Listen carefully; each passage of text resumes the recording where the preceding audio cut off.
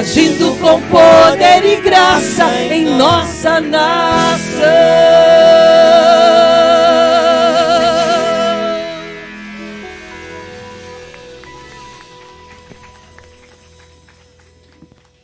Glória a Deus. A paz do Senhor, amada igreja.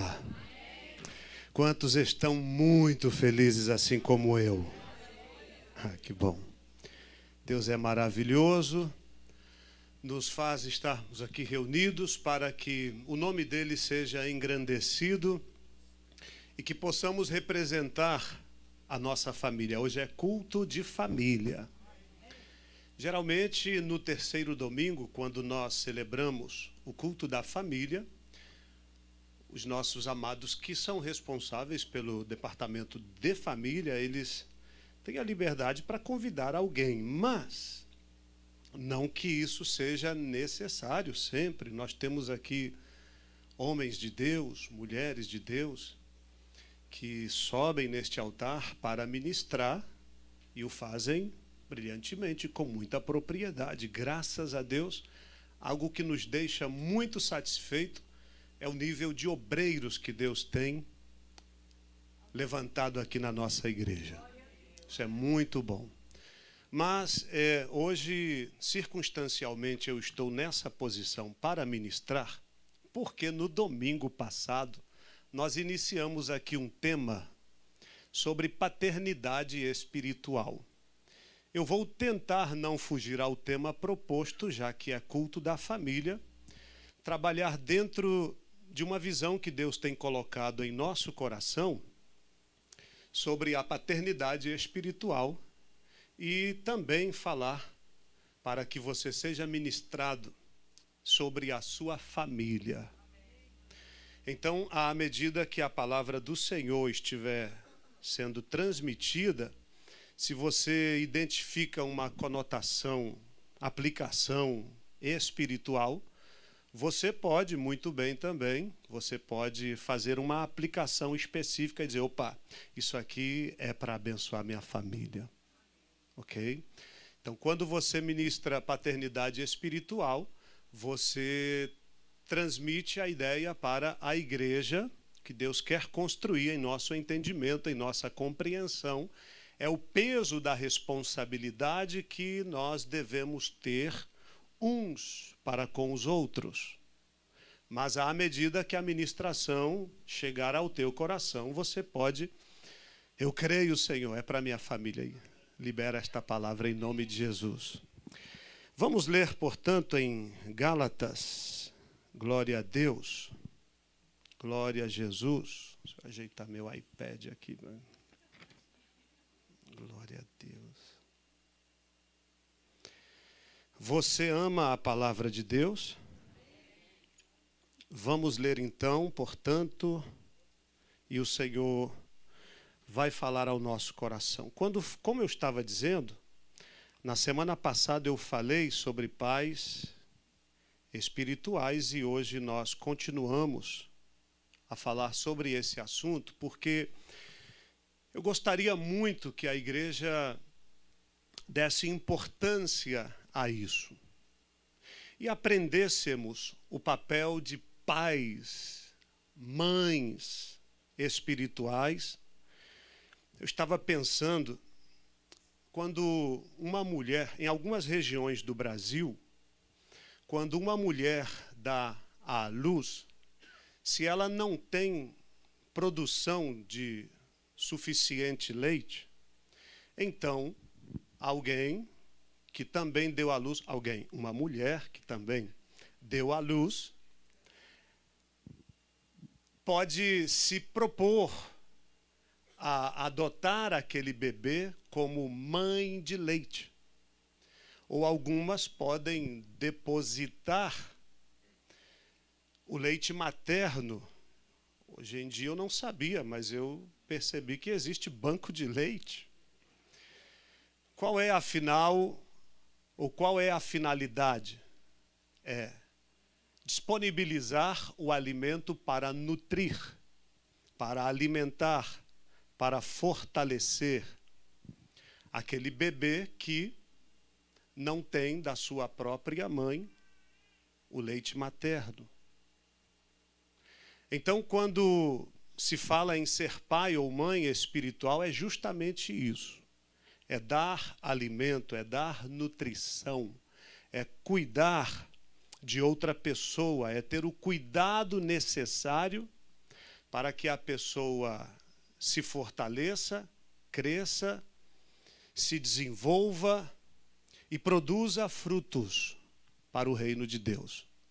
Nós precisamos colocar isso em prática.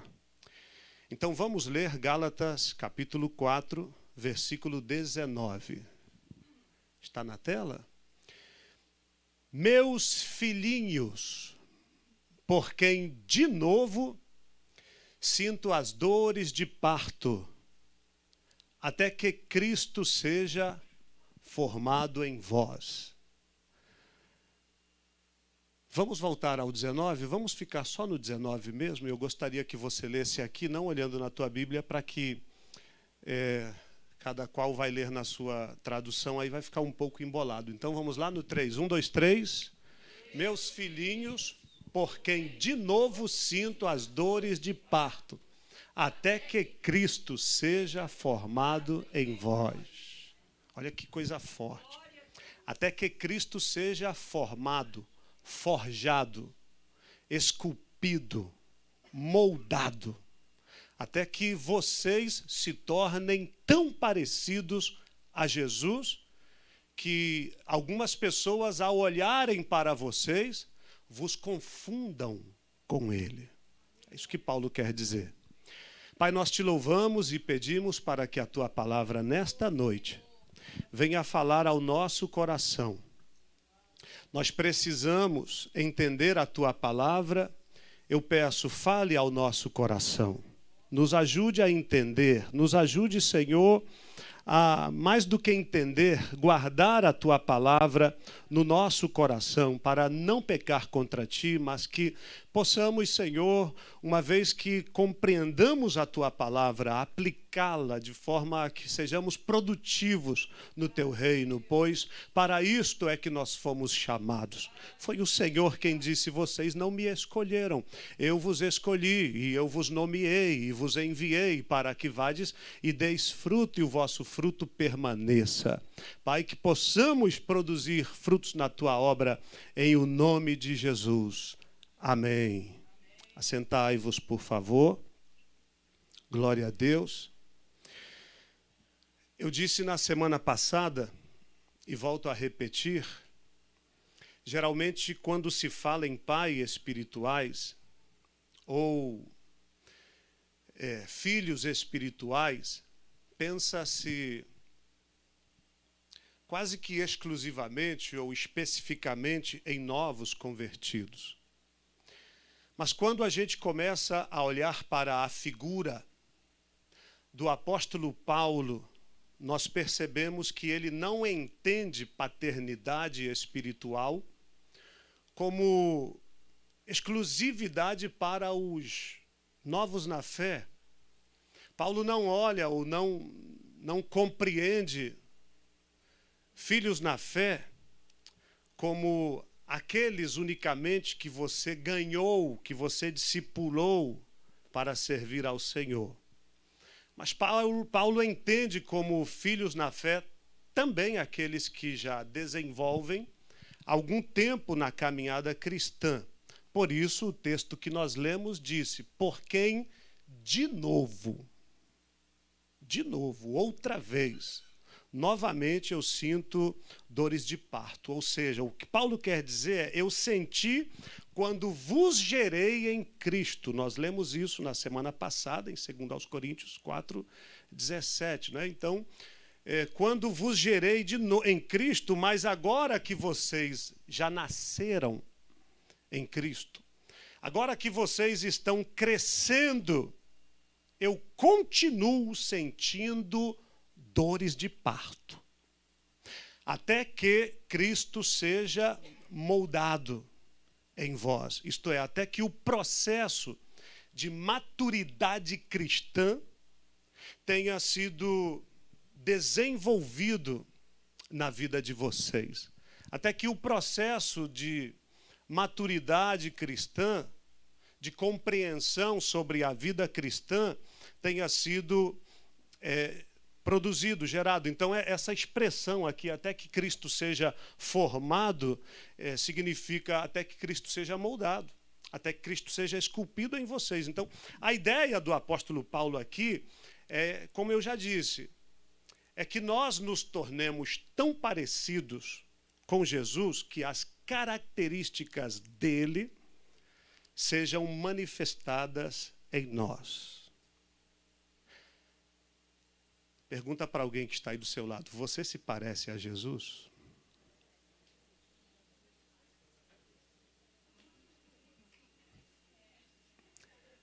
Eu estava lendo sobre uma biografia de um homem por nome Sadhu Sungha Singh. Eu achei que eu não seria capaz de falar esse nome. Fiquei na frente do espelho e falei: Sadhu Sungha Singh. Sadhu Sungha Singh foi um cristão que desenvolveu o ministério na região do Tibete. Sungha Singh, ele decidiu largar tudo o que o prendia à sua estrutura religiosa familiar, quando ele entregou a sua vida a Cristo e decidiu tornar-se um missionário, evangelizando os povos do Himalaia. Conta que Sungha Singh, uma vez, foi convidado para ministrar em Londres, na Inglaterra.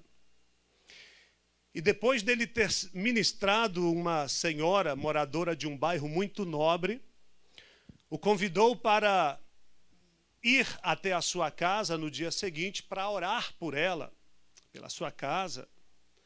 E ele foi no dia seguinte, quando ele chegou no portão e foi anunciado, aquela mulher muito rica mandou alguém ir até a entrada para saber quem era.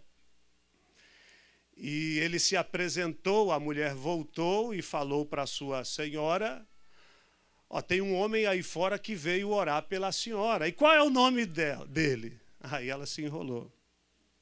Ela não conseguia falar o nome de Sadhu Sungha Singh, então ela disse: olha, eu não sei o nome dele, mas se não for o próprio Jesus, deve ser o irmão gêmeo, porque parece muito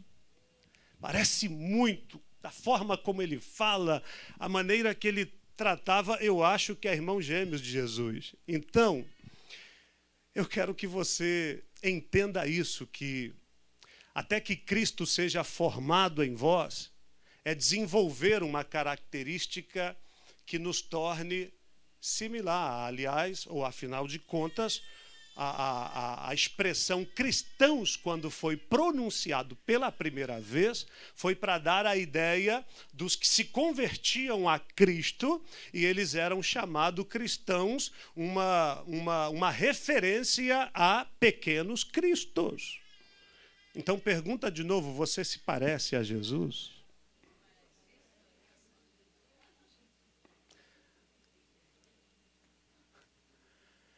Lembro-me de uma outra biografia de um homem por nome David Livingstone. David Livingstone, eu pensava que ele fosse inglês ou americano, mas lendo a biografia eu percebi que ele é escocês, na verdade.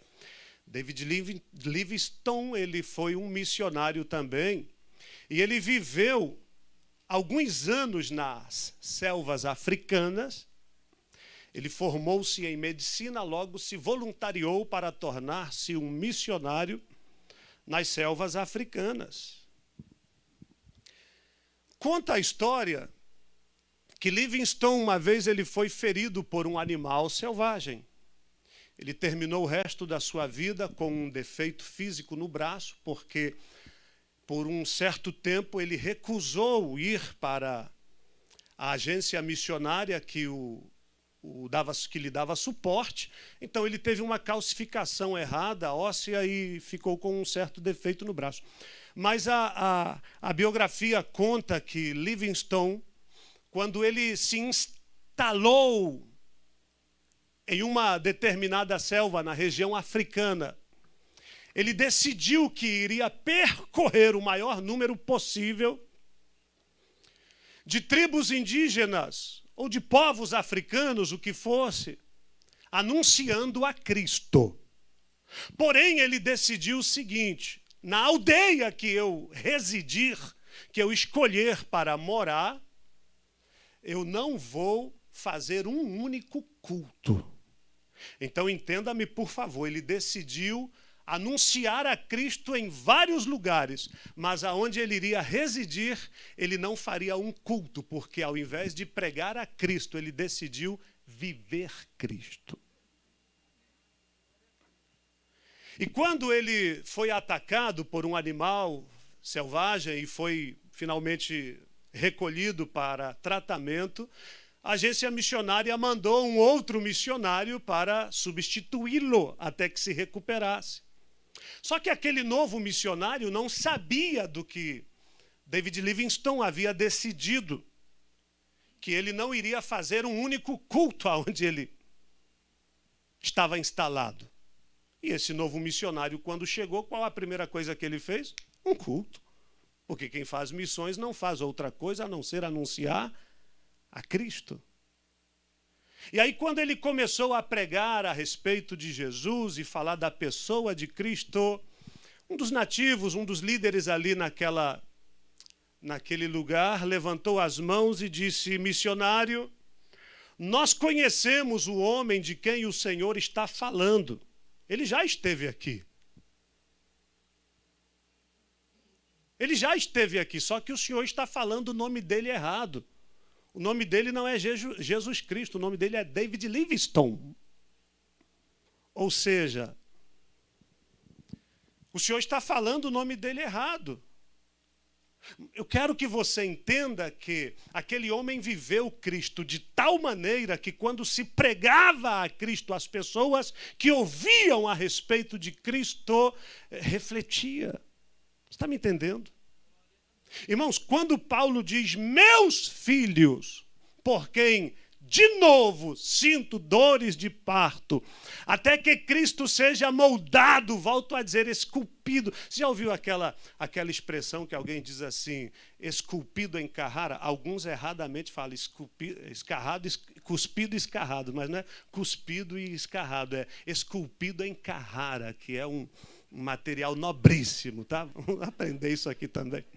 Então, já ouviu essa expressão, esculpido em Carrara, dá a ideia de que o filho é tão parecido que parece que foi esculpido assim. Né? Então, a ideia que o apóstolo Paulo está transmitindo é de que o Senhor seja moldado, seja formado em nós. O que ele está dizendo é que nós devemos nos parecer a quem? Ao pastor da igreja. Não depende se ele viver como Cristo, como o líder departamental. Não necessariamente, mas depende se ele viver de acordo ao que vive Cristo. Enfim, o que nós precisamos é nos tornarmos tão parecidos a ponto de sermos confundidos. Pastor, isso é muita petulância? Não. Não. Isso é o que a palavra do Senhor, o que o apóstolo Paulo, e nós vamos tentar entender isso aqui. E se parecer com Jesus, queridos, deixa eu te falar uma coisa. Só é possível através desse processo de paternidade espiritual. Esse processo de gestação espiritual. Esse processo de educação espiritual ou formação espiritual. Entenda como você quiser. E aí eu aproveito para dizer uma coisa, que a figura paterna é tão importante que quando Jesus se refere a Deus, Jeová Rafá, Jeová Nissi, o Todo-Poderoso, Jesus quando se refere a Deus, ele o trata como Pai. Quando Jesus quis transmitir a ideia de um amor de Deus para com a humanidade, na parábola do filho pródigo, ele nos trata como filhos e a Deus como pai. É só você ler a parábola. Então, queridos, entenda-me por favor, se nós desenvolvêssemos a responsabilidade espiritual, se nós desenvolvêssemos adoção espiritual uns com os outros, haveria com certeza mais crescimento na obra do Senhor. Se nós aprendêssemos a desenvolver paternidade espiritual, haveria com certeza menos desviados, menos perdidos, menos frustrados, menor quantidade possível de pessoas decepcionadas. Não dá para zerar, porque não dá para agradar todo mundo, não é? Mas eu vejo isso no geral. No geral. E aí, como eu disse inicialmente, que algumas coisas que fossem ditas hoje aqui, você poderia aplicar no contexto biológico, familiar também. Então, deixa eu te dizer uma coisa. Se nós desenvolvêssemos melhor a nossa figura paterna, figura materna, biologicamente também, aqui eu não quero, em hipótese alguma, desmerecer o estilo de formação ou de criação. Não. Eu acho que nós teríamos uma sociedade mais forte. Nós teríamos uma sociedade mais firme. Nós teríamos muito menos pais preocupados com enviar seus filhos à universidade com medo de que eles sejam engolidos pelo sistema do mundo. Mas preste atenção, entenda isso pelo amor de Deus, o que eu vou dizer. O ministério pastoral, ele do púlpito, só é efetivo para algumas instruções gerais, orientações gerais do rebanho. Está me entendendo? Do púlpito não é possível pastorear. Em cima do púlpito, você dá direções gerais para o rebanho. Mas o pastoreio só se torna eficaz quando se torna pessoal. E para ser pessoal tem que ser dentro desse princípio que eu estou tentando fazer você entender, da paternidade espiritual. Ou seja, eu tenho que me sentir pai de alguém. Eu tenho que me sentir mãe de alguém. Eu espero em Deus que algum dia, quando chegar a hora de partir daqui e ir para algum lugar, o qual o Senhor já me tem reservado e destinado, eu espero que tenha forjado de alguma forma ministério na vida de alguém capaz de produzir muito mais do que eu. Esse é o anelo, esse é o desejo de quem nutre ou a expectativa de desenvolver a paternidade espiritual. Esse negócio de paternidade espiritual é muito sério, irmãos. Eu já contei aqui para vocês uma vez o testemunho de uma moça que, numa pequena cidade, ela era muito odiada porque era uma moça muito bonita, formosa, porém ela se dedicava a umas práticas libertinosas da prostituição e as pessoas na cidade odiavam aquela moça. Inclusive, na igreja, algumas irmãs haviam tido problemas porque seus casamentos foram destituídos quando o esposo ainda não era convertido por conta daquela pessoa. Então, orava-se até para que mata, Senhor. Misericórdia. Aí alguém decidiu, essa moça conta um testemunho, alguém decidiu adotá-la no sentido de, vou falar de Jesus para ela. E foi o sermão mais extenso pregado para aquela moça, porque foi de 15h até 20h. E depois de tanto falar, ela olha para a pessoa e diz assim, eu não quero o seu Jesus. E a pessoa diz, não tem problema. Não precisa você querer. O meu Jesus quer você. Mas você não está entendendo. Eu não quero o seu Deus. Não tem problema. O meu Deus está tão decidido em querer você, que se você não vier na rede, você vem no anzol. Mas que vem, vem. Isso foi numa quinta-feira. Quando foi no domingo, o evangelista chega na igreja e ele se depara com quem? Com aquela moça, visivelmente emocionada e um pouco assustada. E ela relata o seguinte: eu estava lá no lugar onde eu atendia aos clientes e, de repente, alguém que contratara um pistoleiro para me matar entrou e eu consegui escapar pelas portas dos fundos. Altas horas da madrugada, aquela moça foi bater na porta de quem? Do pai, que era um obreiro da igreja, com quem ela não falava há muito tempo, estavam brigados. E a moça começa a bater na porta: pai, abre a porta, pai, abre a porta. E o pai dormindo, ela continua: pai, abre a porta que eu aceito Jesus, abre a porta que eu aceito Jesus. O pai abriu a porta e a moça já estava de joelho. Ela entregou a sua vida para Jesus naquele dia. Mas não para só aí. Ela foi tomada por um conflito emocional, um conflito, sabe, existencial, espiritual. E ela começou, portanto, a se sentir meio que acuada na congregação, porque alguns não superaram o passado daquela moça. E olhavam-na com olhares de condenação.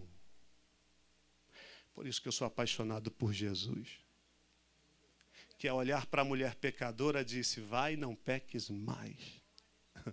Todo mundo com pedras na mão, e Jesus fala: vocês aí, vocês estão pensando o quê? Que vocês são melhores do que ela? Pois se vocês acham que são melhores do que ela, então o primeiro lance é a primeira pedra. Não houve um sequer.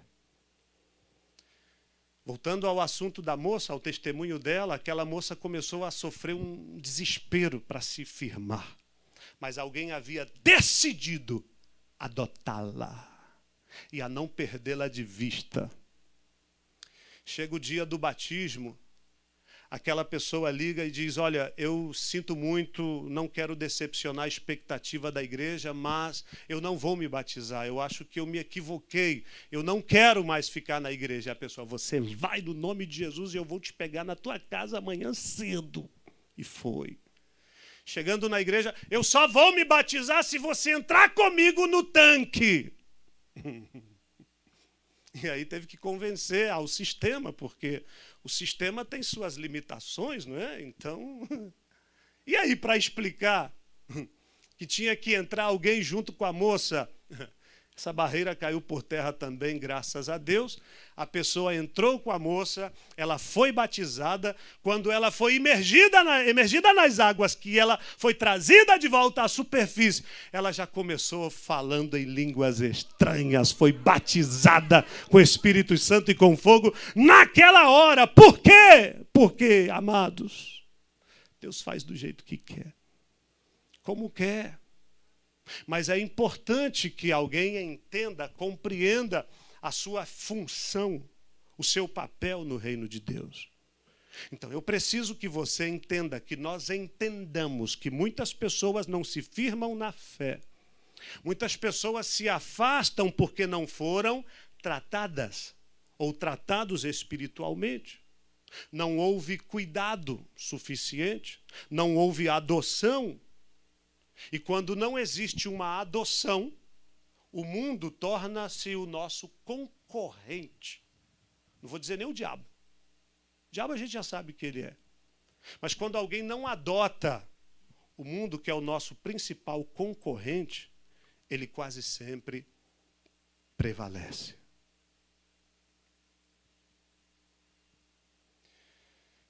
Todo novo convertido, não só novo convertido, mas toda pessoa que entregou a sua vida a Jesus, ela precisa de alguém que a ajude a cumprir o seu ciclo. Estou pensando aqui numa coisa, eu quero que você entenda. Mais ou menos assim.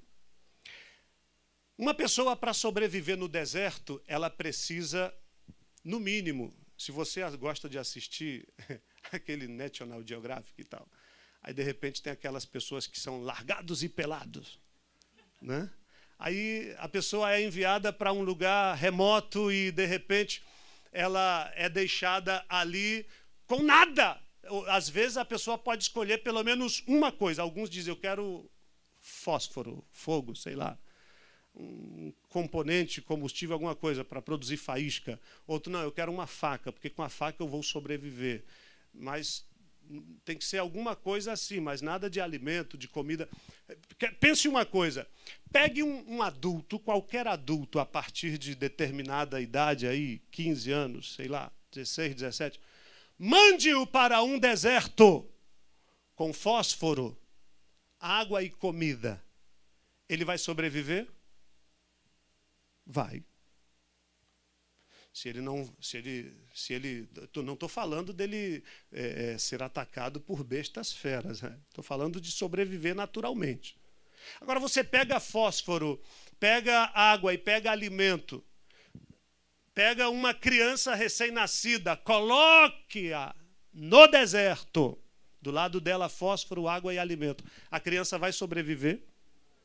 Não mesmo. Por quê? Porque apesar de ter os elementos ao alcance dela, ela não sabe como fazer uso desses elementos. Não sei se você está entendendo. 1 aos Coríntios, capítulo 3, versículo 2.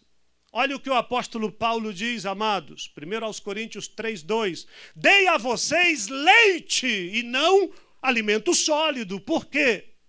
Porque vocês não estavam em condições de recebê-lo. O que eu falei? Vamos falar de novo. 1 aos Coríntios 3, 2. 1, 2, 3. 1 aos Coríntios 3, 2. O que o apóstolo Paulo está querendo dizer é o seguinte, que requer cuidado mais específico, ou requer cuidado mais especial para alguém que não está ainda apto para receber um tipo de alimento. Eu entendo que por isso existem nas igrejas classes de escolas dominicais, inclusive separados. Está me entendendo? E isso já está na hora de ser retomado, inclusive, porque adotamos classe única até por um período, por conta de questão de pandemia, mas então, quando existe uma faixa etária cujos assuntos se trata naquela classe, se trata não naquela outra classe, e assim sucessivamente. Quando Paulo diz, dei a vocês leite e não alimento sólido, porque não estavam em condições de recebê-lo. Irmãos, eu pergunto, quem aqui já viu alguma vez o pastor, um pastor, não vou dizer o pastor, algum pastor que tenha subido aqui no altar e de repente veio com um cajado que você, ai! E de repente aquilo naquele dia não tenha feito bem para alguém. Meu Deus, o que é isso? Por isso existem os chamados cultos doutrinários, que são os cultos em que se ensina de forma mais específica, ou seja, requer cuidado. Agora, deixa eu te falar uma coisa aqui. Pior do que não ser um pai espiritual é tornar-se um violador da fé alheia. Eu vou repetir. Muito pior do que ser, ou seja, a pessoa optar por não ser um pai espiritual, pior do que isso é a pessoa se tornar um violador da fé alheia. Isso é muito sério. Isso precisa ser corrigido. E é muito bom lembrar que alguns não se tornaram bons pais espirituais porque não foram bons filhos espirituais. Porque quem não sabe ser eu fui um bom filho. Pergunte à minha esposa, sem querer puxar a sardinha para a minha brasa. Sou um bom esposo? Sabe, Júlia, eu sou um bom pai? Mas aí também é demais para vocês isso, né? Queridos, eu tenho a plena consciência. Minha mãe já fazem 12 anos que partiu, foi morar com Jesus. Mas eu tenho certeza que eu fui um bom filho, apesar de ter sido criado longe dela a partir dos meus 20 anos de idade, pelo mundo afora, mas eu tenho certeza que eu consegui desenvolver a função de um bom filho. Então, deixa eu te falar isso aqui. Tem pessoas que nunca poderão ser bons pais espirituais, porque eles nunca souberam ser bons filhos. E sabe o que eu quero dizer com isso? Eu me refiro a pessoas que crescem na igreja independentes. Pessoas que crescem assim: eu não dou satisfação a ninguém. Não respeita princípios, não honra a autoridade, não honra ninguém. Vai aonde quer, com quem quer, faz o que quer. E quando a liderança tenta falar alguma coisa, o discurso é sempre o mesmo: quem manda na minha vida é Deus. Pasmem, quem manda em mim é Deus.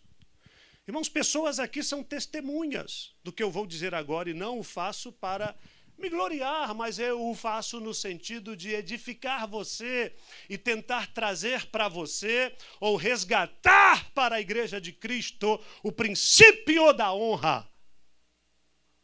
Eu não tomo qualquer decisão antes de obter uma permissão do meu líder espiritual.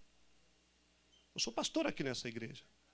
Mas eu reconheço que existe um pastor que preside sobre esse ministério, a quem eu também devo minha responsabilidade.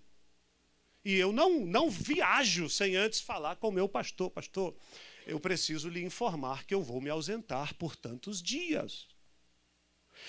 Meu pastor, eu preciso lhe informar que eu estou pensando em fazer tal e tal coisa na congregação. Ok. Vá em paz, Deus te abençoe.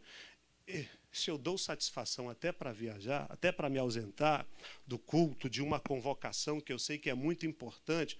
Ora, amados, a Bíblia diz assim: fostes fiel no pouco, sobre o muito eu te colocarei. Agora, tem gente que não quer ser fiel no mínimo, no pouco.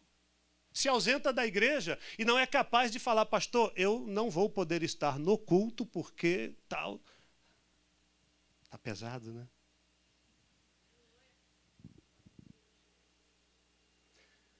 Mas eu preciso que aprendamos, irmãos, que a paternidade espiritual, ela nos leva a um lugar de honra. Eu preciso que nós anulemos, que nós possamos lutar com todas as nossas forças contra uma geração de crentes que, infelizmente ou lamentavelmente, querem ser independentes espirituais, porque não gostam de dar satisfação para ninguém. Okay? Eu não estou te dizendo que você deve fazer isso, eu estou dizendo o que eu faço. E tem dado certo para mim. Lamento, mas esse tipo de pessoa não consegue paternalizar alguém. Vai crescer tendo 10, 15, 20, 30, 40, 50 anos na fé, sendo me falhou a memória agora, uma pessoa que não procria. Como é que é? Estéril. Espiritualmente falando, pessoas que estão com a esterilidade presente em si. Por quê? Porque não conseguem compreender o princípio da submissão. E se não conseguem entender o princípio da submissão, eles terão também dificuldades para entender o princípio espiritual. Oh, queridos, a minha oração hoje é: Senhor, desperta-nos para um tempo em que a nossa vida seja marcada por uma essência, em que vivamos o Evangelho de uma forma a que possamos refletir, como está escrito, moldados, que possamos ser moldados à maneira de Cristo. Você pode dizer amém?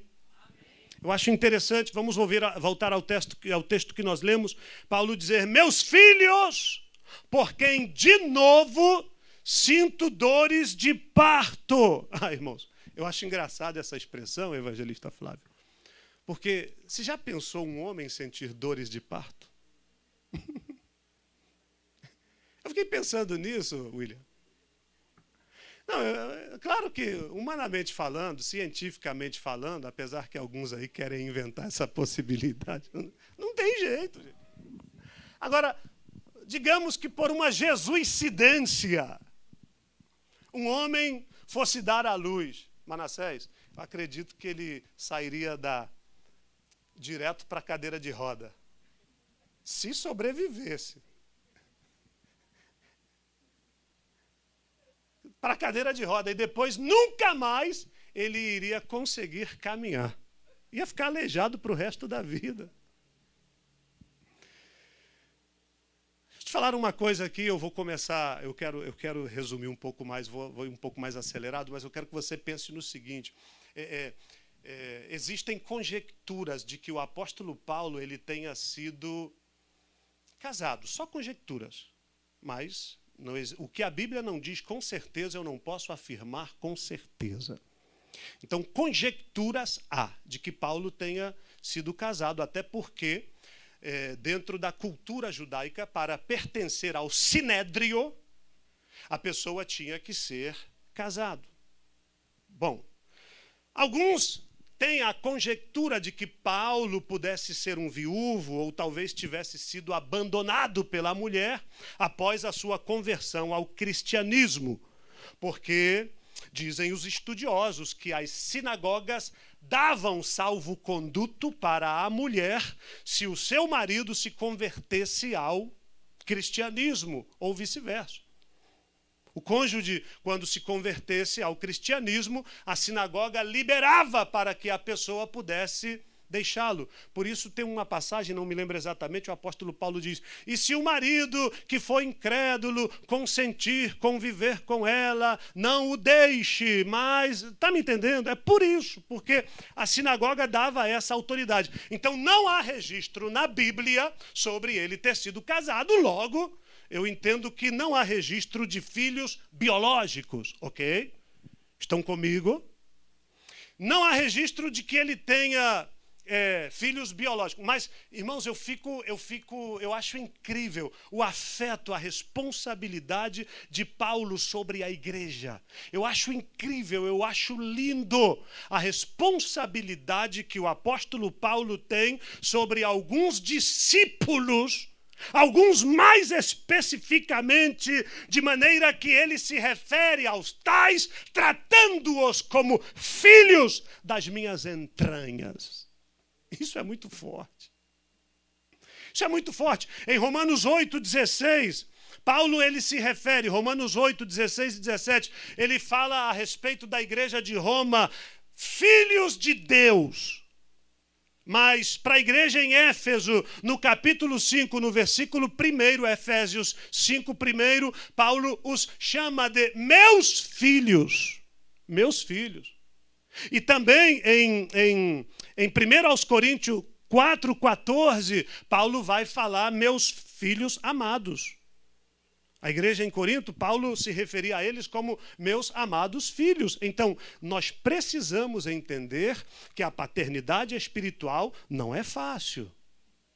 Agora, eu preciso que você entenda que ser pai espiritual é uma bênção, é legal e tal, mas deixa eu te falar uma coisa antes de entrar na parte principal, porque eu pretendo falar sobre 3 filhos espirituais de Paulo, Timóteo, Tito e Onésimo. Hoje não vai dar tempo, com certeza, mas eu pretendo pelo menos introduzir sobre o afeto de Paulo com Timóteo. Depois a gente continua. Mas eu preciso que você entenda, antes de descortinar essa realidade, essa responsabilidade que deve haver sobre a igreja de Cristo. Deixa eu te dizer uma coisa, paternidade não é fácil. Eu costumo dizer para os meus amigos que estão tendo filhos agora, eu tenho compaixão de vocês. Não vou usar a pena, porque como ontem nós ouvimos, né? Então a gente vai aprendendo. Eu lamento pelos meus amigos que estão tendo filhos agora, porque o mundo está cruel demais. Então eu digo, ser pai não é brincadeira, mas é possível.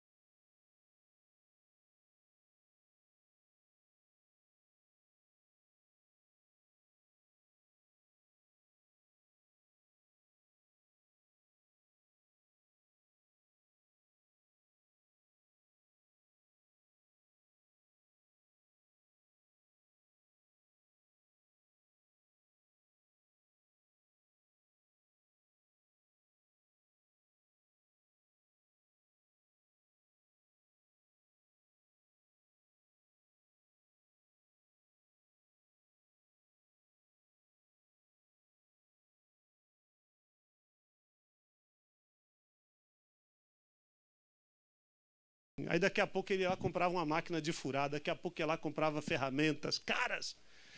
E sabe, a gente sempre... Aí até que um belo dia, aquele irmão, Jesus, um problema, ele subiu, resolveu consertar, não sei se você vai se lembrar, tipo um compressor, não era bem um compressor, porque era um cinema antigo. Ele subiu para tentar consertar um equipamento que havia dado defeito, e eu havia falado, rapaz, não faça isso, não vá, não suba, por favor, não. E dias ele insistindo que queria consertar o negócio. Aí ele desobedeceu e subiu. Quando ele subiu, ele levou um choque. E ele não era nem 220, era 380 volts. Caiu lá de cima e, lamentavelmente, veio a óbito. Irmãos, que tristeza. Eu fiquei traumatizado com aquilo. Até hoje, quando eu me lembro do Fred, quando eu me lembro do irmão, eu fico assim, porque eu fui visitá-lo no hospital. E aí, ao visitá-lo no hospital, alguns da família diziam: "Estás el culpable por mi hermano estar assim em esta situação e tal". Estavam bravos na recepção do hotel, do hospital. Graças a Deus que a mãe era uma santa mulher de Deus e me defendeu, falou: "Não, o pastor não tem nada com isso". Não, eu ouvi, os obreiros falavam para ele não subir, então ele subiu, acho que estava embriagado, fora de si, entendeu? Então caiu, e eu com medo de isso custar um processo para a igreja, para mim, e etc. e tal. Irmãos, dá trabalho, está pensando que ser pastor é fácil? Eu já tive problema de, às vezes, você tentar orientar, instruir a pessoa, e a pessoa arregaçar a camisa e falar: "Tu não sabe de onde eu vim". Eu falo: "Não, de onde... Tu não sabe quem eu era". Eu falo: "Quem tu era, não. Quem tu é, né? Porque parece que tu continua sendo". Mas, enfim, não é fácil, irmãos. Mas, contudo, deixa eu te dizer, é preciso saber que só na eternidade vamos responder por aqueles que poderíamos ter cuidado, poderíamos ter nutrido, mas nós ignoramos e deixamos morrer de fome. Dá trabalho, mas não interessa.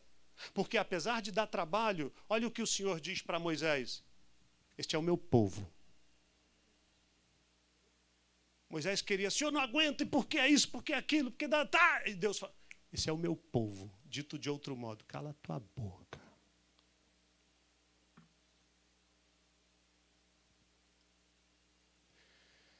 Nós precisamos aprender isso, irmãos. Ou, do contrário, nós vamos falhar na nossa missão de paternalizar. Ou não sei se pode usar essa expressão, maternalizar. Ser pais ou mães espirituais é uma coisa muito séria. O que eu quero observar com vocês é que Paulo tinha relações lindas com as igrejas, chamando-os filhos. Paulo tinha uma relação muito linda com alguns discípulos diretos dele, mas ele excedeu no cuidado com Timóteo, diga comigo, Timóteo, Tito e Onésimo. Como eu disse, vamos tentar hoje pensar em Timóteo como filho espiritual de Paulo, e eu quero que você saia hoje daqui falando: "Deus, eu quero que o Senhor coloque em meu coração a pessoa que eu preciso adotar". Escrever o nome é mole. "Pastor, que pegadinha é essa? O senhor mandou a gente anotar nome e agora quer que adote?" Não sei, se puder. "Pastor, mas eu vou adotar 60. Meu, que coisa linda! Nós teríamos o maior batismo da história.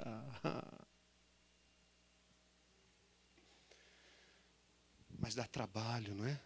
Porque você tem que renunciar seus compromissos, tem que renunciar seu sono, tem que renunciar suas prioridades. Mas, queridos, lamentavelmente eu preciso dizer para você que este é o perfil da igreja primitiva, que tinham todas as coisas em comum e permaneciam unânimes no partir do pão, na comunhão, nas orações e no temor do Senhor. E diz em Atos 2:42 que 46, que todos os dias o Senhor acrescentava à igreja os que haveriam de ser salvos. É preciso zelar, é preciso nutrir, é preciso fazer crescer em Cristo. Quem aqui quer fazer isso, diga eu. Então preste atenção, quando Paulo escreve acerca de Timóteo, eu vou tentar falar aqui rapidinho para ver se a gente termina na próxima semana, Tito e Onésimo, mas olha só, acerca de Timóteo, em 1 Timóteo 1:2, a primeira carta de Paulo a Timóteo, no versículo 2, olha como Paulo se refere a Timóteo: meu verdadeiro filho na fé, graça e paz e misericórdia da parte de Deus, nosso Senhor, Pai de nosso Senhor e Salvador Jesus Cristo. Irmãos, que coisa linda, que interessante. Paulo, ele não compreende que filho na fé é só o novo convertido. Foi o que eu falei na introdução.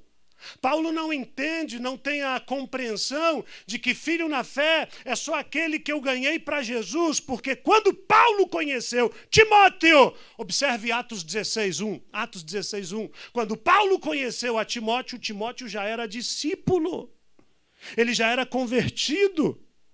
Mais do que convertido, ele já tinha sido promovido ao status de discípulos. Revela a palavra do Senhor que quando Paulo chega em Derbe e em Listra, o que é que diz a palavra? Estava ali certo discípulo, por nome Timóteo, filho de uma judia que era crente, cujo pai era o quê?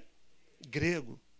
Por que será que Timóteo já era crente? Ah, irmãos, porque ele tinha uma mãe, porque ele tinha uma avó, que em 1 Timóteo 1:5, Paulo, quando fala sobre a fé não fingida, ele diz, porque você aprendeu isso da tua mãe Eunice e da tua avó Lloyd. E olha que coisa interessante, ele tinha pais gregos, o pai de Timóteo era grego. O que a gente aprende aqui? Nós aprendemos que o evangelho, meus irmãos, ele é supracultural.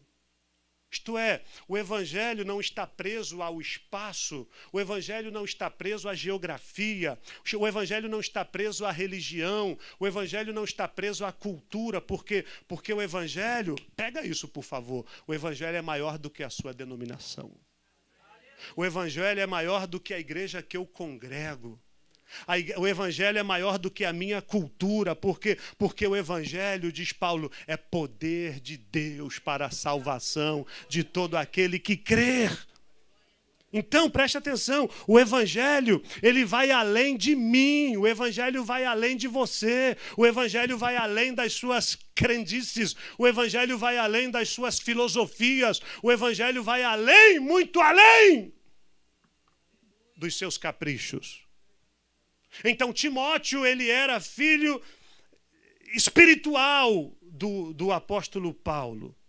E digamos que ele era o filho mais notório, ou pelo menos, não vou falar o filho mais querido, porque quem é pai e quem é mãe não deve nutrir essa ideia de filho predileto, filho mais querido. Não deve ter isso. Então, não vou falar que Paulo era... Eu estava hoje vindo e conversava com a minha esposa e eu pensando nessa mensagem, e aí eu começo a aproveitar o translado e começo a pregar para ela no carro às vezes. E aí eu estava falando, eu acho que Timóteo era o queridinho de Paulo.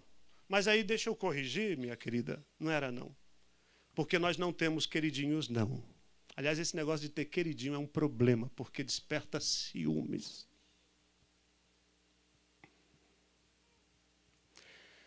Mas Paulo adota Timóteo como filho e ele, ao ser adotado pelo apóstolo Paulo, ele começa a desenvolver o seu ministério numa velocidade incrível. E deixa eu te dizer uma coisa, eu não quero afirmar com certeza, mas eu tenho razões para acreditar que Timóteo participa dos acontecimentos narrados pelo médico Lucas em Atos, no capítulo 16. Porque se você for ler, não sei a epígrafe da tua Bíblia, mas a epígrafe que eu tenho aqui em Atos 16 diz assim, segunda viagem missionária de Paulo, ponto. Silas e Timóteo o acompanham. É claro que a epígrafe não é necessariamente a inspiração divina. Está na Bíblia, mas não faz parte da inspiração, porque a epígrafe são os autores ou os tradutores quem inserem ali o que ele acredita ser mais apropriado para. Mas entendemos, eu tenho razões para acreditar que Timóteo ele estava presente no capítulo 16 de Atos. Agora veja só, quais os retratos que nós temos? Quais são o extraordinário que nós vemos Timóteo viver na condição de filho na fé de Paulo? Capítulo 16 de Atos, ele participa da visão do macedônio, no versículo 9 de Atos 16, quando Paulo tem a visão de um jovem e ele ouve a voz que diz assim, passa a Macedônia e vem nos ajudar. No versículo 14 e 15, Paulo tem a visão da conversão de Lídia, aquela vendedora de púrpura. Quando nós olhamos para o versículo 16 e 18 de Atos 16, nós vemos Paulo sendo instrumento nas mãos do Senhor na ocasião da conversão da pitonisa, ou aquela moça que era adivinha de quem as pessoas obtinham grande lucro através das suas adivinhações. Paulo, vendo que ela é explorada por aqueles homens religiosos, expulsou o diabo que estava na vida da moça, ela ficou liberta e foi salva por Jesus. Mas eu vejo também Paulo tendo uma ação tremenda no versículo 31, quando o carcereiro de Filipos, ele tendo dito para Paulo, o que farei para ser salvo? E Paulo diz, crê no Senhor Jesus Cristo e será salvo tu e toda a tua casa. Eu tenho motivos para acreditar que as experiências de Timóteo, sendo um filho na fé de Paulo, passou por isso aqui também. Eu acredito. Dizem os experts, os estudiosos da Bíblia, que Timóteo, ele era um jovenzinho ali por volta, pastor Marcelo, da idade de 19, 20 anos de idade. Pense vocês, esse moço começa a crescer na fé, tornar-se um gigante na fé, uma referência no ministério desse homem extraordinário chamado apóstolo Paulo. E deixa eu te falar uma coisa, engana-se aquele que pensa que crescer ministerialmente é só ver milagres. Não. Timóteo viu milagres. Ele viu o apóstolo Paulo ser instrumento nas mãos do Senhor de forma extraordinária. Então podemos dizer que Timóteo ele cresceu na fé, ele cresceu no fervor, ele cresceu na graça, cresceu no conhecimento, ele cresceu na profundidade espiritual. E deixa eu te falar uma coisa e eu já vou terminar. Sabe como ele cresceu? Paulo passa uma tribulação na Ásia. E sabe quem estava lá com Paulo nessa tribulação violenta? 2 Coríntios 1:7. 2 aos Coríntios, capítulo 1, versículo 7, o apóstolo Paulo ele está dizendo, a nossa esperança sobre nós é firme, sabendo que, como sois participantes das aflições, assim também sereis da consolação. O que Paulo quer dizer é o seguinte, a esperança que eu tenho acerca de vocês é muito firme. E eu sei que, assim como vocês são participantes das aflições, vocês serão também participantes das consolações. Engana-se quem pensa que o evangelho é renúncia, igual aqueles que fazem voto de castidade, de pobreza e de não sei. Não, o evangelho não é isso não, gente. Isso é religião. Isso é religião. Apóstolo Paulo fala de consolação. Ser consolado é ser provido, é ter suprimento e tal. Mas olha o que ele fala, aflições. Se eu fosse falar aqui que Timóteo passou por muitas consolações e ganhou e fez e aconteceu e que prosperou, 1 milhão de glória a Deus e aleluia. Mas deixa eu te dizer uma coisa. Quando Paulo diz, assim como abunda em vocês as aflições, sobreabunda também a consolação. O que Paulo está dizendo é o seguinte, vocês sabem participar das minhas aflições. E aí no versículo 8 desse texto que nós estamos lendo, 2 Coríntios 1:8, Paulo vai dizer assim, na Ásia fomos provados além das nossas forças, de modo que até da vida nos desesperamos. Isto é, quando diz nos desesperamos, é que a aflição e a tribulação foi tão grande que perdemos as esperanças. E quer saber quem é que estava lá com Paulo? Timóteo. Timóteo estava lá na Ásia com Paulo.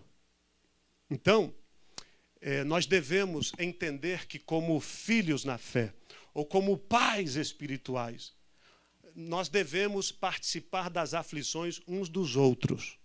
Ou seja, crescer espiritual, ou caminhar ao lado de um herói na fé, como Paulo, não dá direito a viver apenas os milagres, mas exige que se viva também as tribulações. Porque você com certeza já sabe que quanto mais alto o voo, mais alto os ventos. Quanto mais você cresce, ministerialmente falando, tá? Mais altos os ventos. E aí eu quero te animar e dizer a você que está pensando, eu estou pensando em falar para o pastor que eu não quero fazer mais nada na igreja, porque é bom ficar sentado no banco e não tenho responsabilidade. Tira isso, porque bom é crescer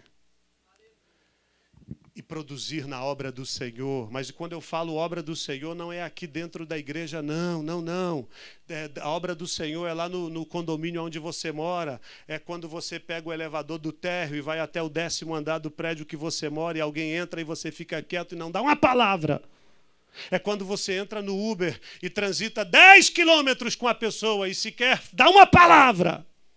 Fazer a obra do Senhor é você mudar de postura com relação a esse comportamento. Mas o que eu quero destacar aqui é que os filhos na fé, preste atenção, no caso Paulo, ou seja, Timóteo, Lucas, o que narra Atos e outros mais, eles estavam passando tribulação, mas o pai espiritual estava lá.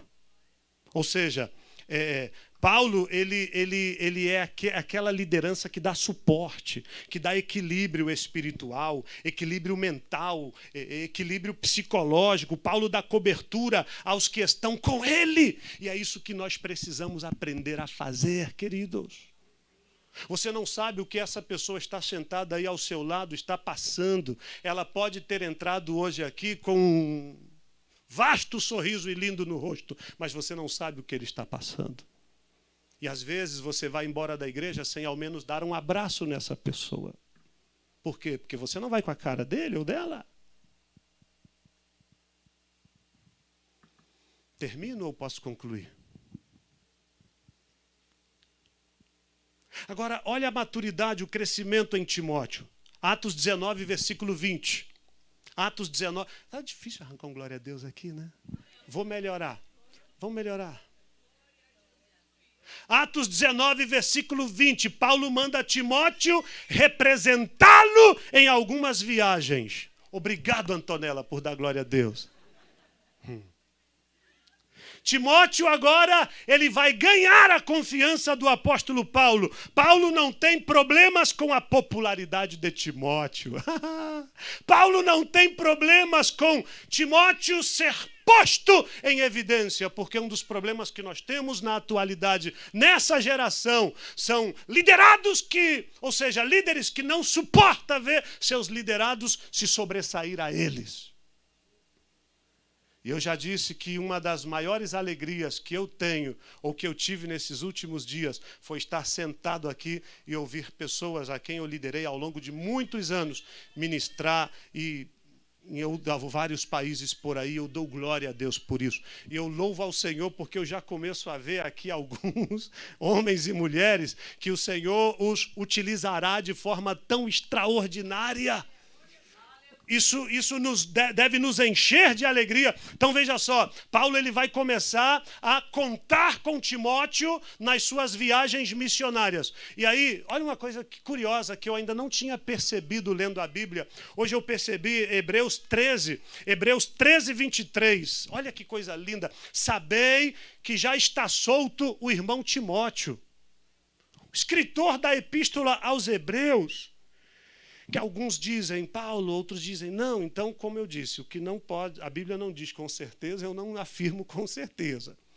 Então, mas Timóteo está sendo mencionado aqui pelo escritor da Epístola aos Hebreus. Sabei que já está solto o irmão Timóteo, com o qual, se vier depressa, vos verei. Isto é, Timóteo também foi preso por amor a Jesus. Ele aprendeu isso de quem? Com Paulo. Nós estamos vivendo uma geração que eles querem aprender com seus liderados só andar de carro importado. Só andar de jatinho. É andar de sapato de couro, de cromo alemão. Não sei nem o que é isso, mas...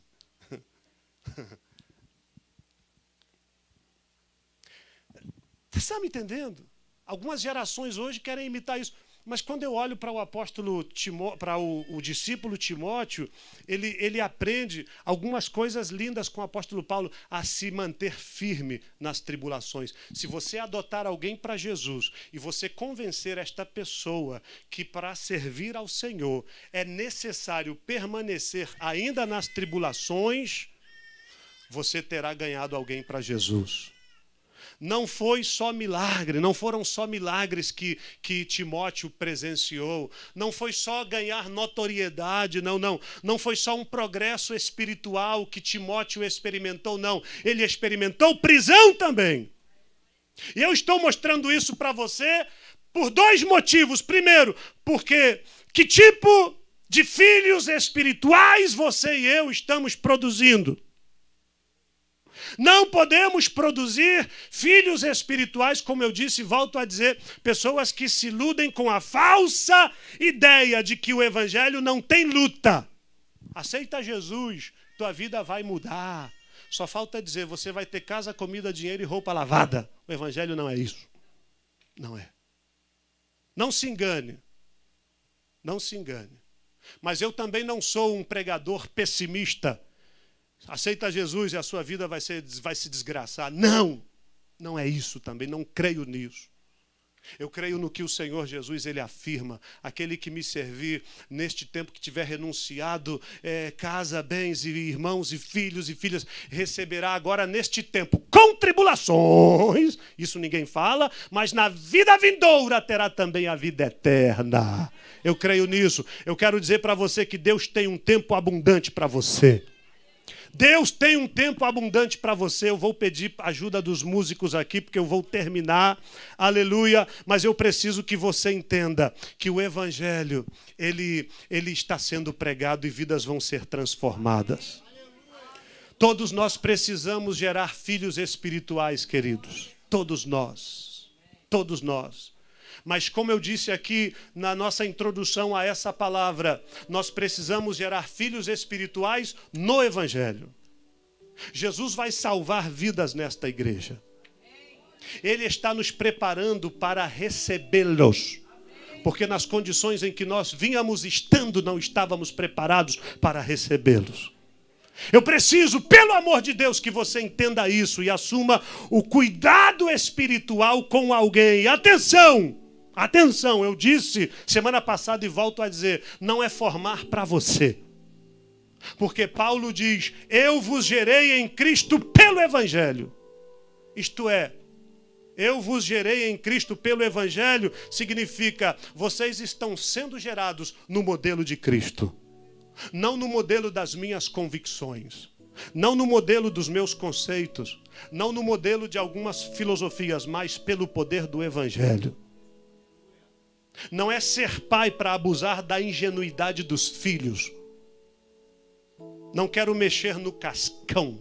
Sabe, mexer no cascão é quando a ferida está sendo sarada. E aí de repente você vai, mas não é gerar filhos para você explorar, tirar proveito intelectual.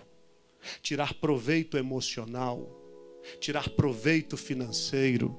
Como alguns que andam de casa em casa com supostas profecias para arrancar e ficar como cabide de emprego a vida da pobre e da irmã que não tem o discernimento espiritual e vive bancando desocupados que não.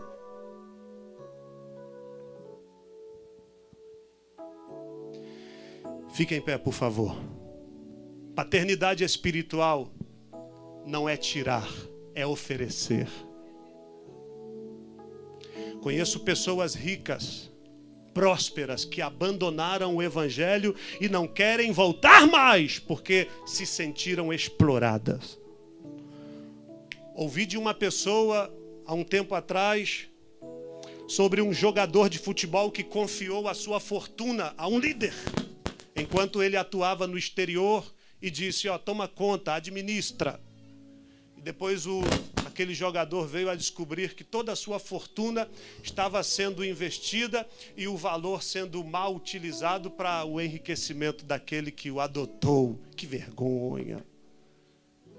E o camarada, podendo ser uma potência para ganhar a outros para Jesus, se debilita na fé, não se desviou porque é Deus tendo misericórdia.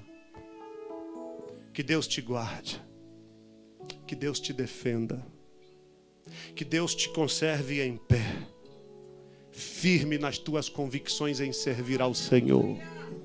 E eu quero, pelo amor de Deus, que você se torne hoje, ou decida adotar alguém para crescer com você, para se desenvolver com você. Se você puder, aproxime-se de alguém aí agora, porque nós vamos orar. Aleluias. Um pai espiritual não pode querer que seus filhos não cresçam. Tem que desejar o crescimento. Você tem que desejar que ele cresça de maneira que vá além. Que o seu ministério vá além do que o seu. É isso que eu desejo para todos aqui, que o seu ministério vá infinitamente além, infinitamente. Que Deus te use com os dons ministeriais, como me confiou a mim, que Ele possa confiar a você também. Que você possa receber a abundância de Deus em todas as esferas, em todos os níveis espirituais da sua vida. Que vocês possam crescer em Deus, porque vocês podem. Eu quero que você libere para o inferno ouvir. Diga para alguém que está aí do teu lado que você está abraçando. Deus chamou você para o crescimento. E você vai crescer. Fala. Você vai crescer e ninguém vai impedir isso. Em todos os aspectos espirituais, ministeriais, material, financeiramente, intelectual, emocionalmente, você vai crescer. A tua casa vai crescer, a tua família vai crescer, o teu ministério vai se desenvolver. Ore por essa pessoa. Eu quero que você entenda que não tem coisa mais gloriosa que os filhos espirituais crescendo em Deus. Paulo tinha esse prazer quando ele olha para Timóteo e diz: meu filho. Quando ele olha para Tito 2:1, meu verdadeiro filho na fé. Quando ele fala para Onésimo, meu verdadeiro filho na fé. Oh, Ramananda Lama Kalabashanda Rabashomananda Halabas. Aprenda a olhar para alguém que surgiu e começa a se destacar mais do que você. Olhe para ele com bons olhos, pelo amor de Deus. Um pai não se entristece porque o seu filho se destacou na administração da empresa e está se sobressaindo muito mais do que ele. Não. Pelo contrário, ele se alegra porque o filho se destaca e pode assumir aquela função. Oh, quero que você agora libere uma palavra profética sobre a vida dos seus filhos. Onde quer que eles se encontrem distante, eu quero que você verbalize isso para que o mundo espiritual possa ouvir. Talvez você ainda não tenha gerado filhos, biologicamente falando, mas isso vai ecoar na eternidade. Hoje, neste tempo presente, mas vai ecoar também na eternidade. Diga no nome de Jesus: meus filhos serão melhores do que eu. Diga, diga, em nome de Jesus, meus filhos serão melhores do que eu. Coloque a mão no teu peito agora e diga: eu vou cuidar dos meus filhos, filhos biológicos, eu vou cuidar da minha casa, eu vou cuidar da minha família, mas eu vou cuidar também dos filhos na fé, aqueles que o Senhor coloca diante de mim como filhos espirituais, para que eu os possa cuidar e serão melhores do que eu.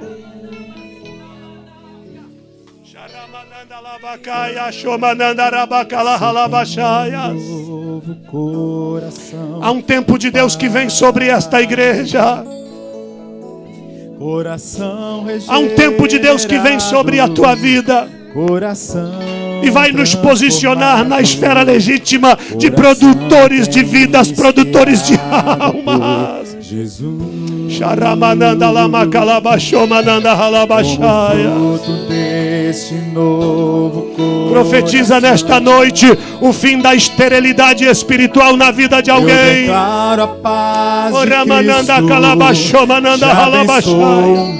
Deus, eu declaro que esta igreja na Barra da Tijuca prosperará, crescerá, porque aqui haverá homens e mulheres com a maturidade, crescimento espiritual, a ponto de adotar 1, 2, 3, 4, 10 dezenas.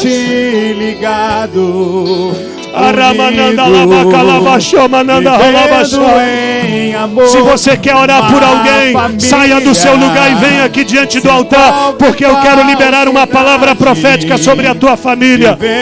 Vem diante do altar em nome de Jesus. Se você quer produzir também na tua vida espiritual, sai de onde está e vem aqui em nome de Jesus.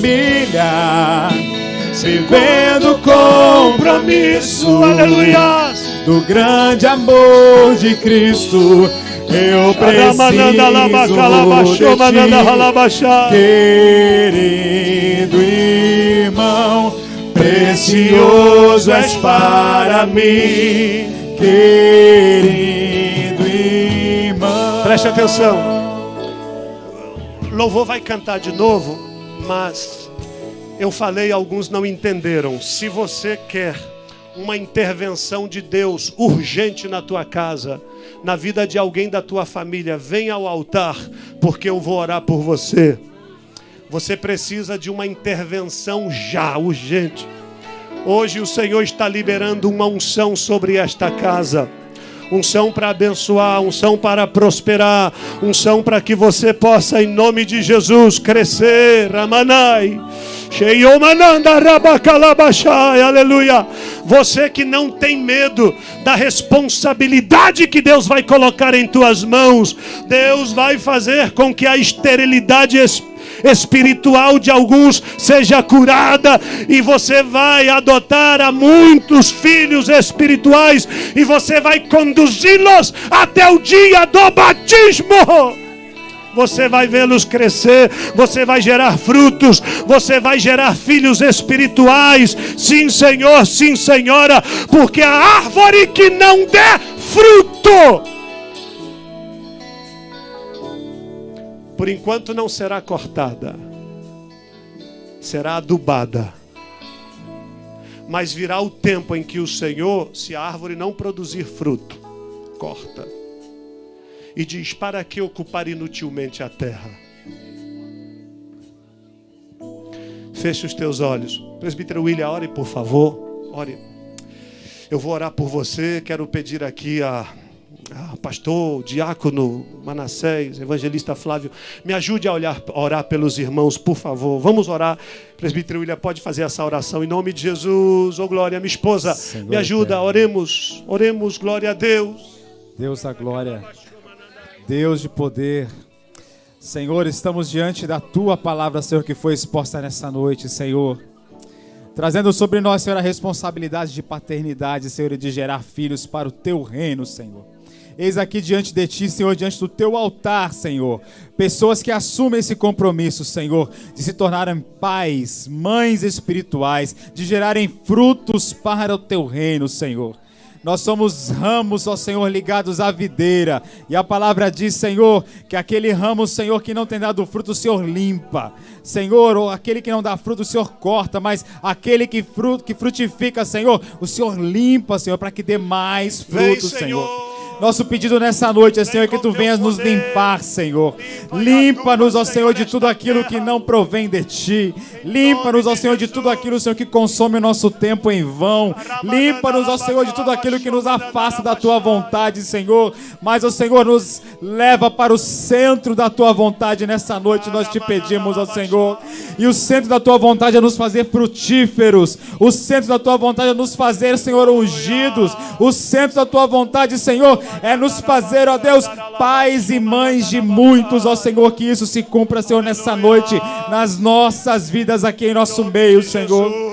Senhor, as famílias que estão representadas aqui, ó Deus, nós clamamos a Ti pelas famílias, clamamos a Ti, Senhor, pelos esposos que estão longe de Ti, pelas esposas que estão longe de Ti, Senhor, pelos filhos, ó Senhor, que esta hora não estão na Tua casa, mas, ó Senhor, nós clamamos e pedimos aqui, traz, Senhor, porque pedimos e apresentamos a Ti nesta hora, que nenhum se perca, Senhor, mas que todos estejam diante do Teu altar, diante da Tua presença, Senhor, onde estiverem agora os filhos, as filhas, os esposos, as mães, os pais, os maridos, ó Senhor, onde estiverem agora sejam tocados pelo Teu Espírito, Senhor. A nossa voz não pode alcançar lá, os nossos olhos não podem ver lá onde estão, mas nada escapa aos Teus olhos, o Senhor vê, o Senhor sabe, Senhor, e as Tuas mãos podem tocar nesta hora, e nós Te pedimos em nome de Jesus, toca, Senhor. Toca, Senhor, para libertar de todo mal. Toca, Senhor, para repreender toda a opressão do diabo. Toca, Senhor eterno, para libertar dos vícios, ó Senhor.